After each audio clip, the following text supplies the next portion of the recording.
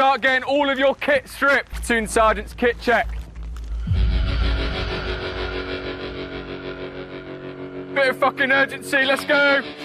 The kit check, it's a bit of a shocker capture for some of the individuals, and the way we will do it will be ruthlessly. If they forget the bit of kit, they could potentially let the platoon down and then cause a risk to the platoon's safety. You can't do it here when you're fresh. Can you do it when you're fatigued? Well, let's see. Okay, on the man, MTP shirt and trousers. We knew the game was on.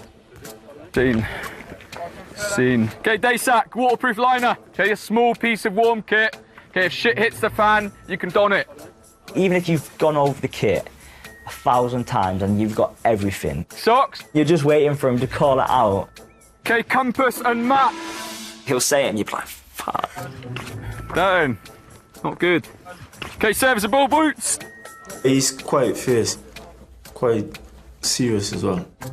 Gents, how do we not have waterproof liners in our day sacks? That's basics. They're shouting out names of people who have failed certain things. And Ravisa has made me pen run out. You can have that many strikes. Thinking, oh, please don't let it be me. Okay, field, wash and shave kit.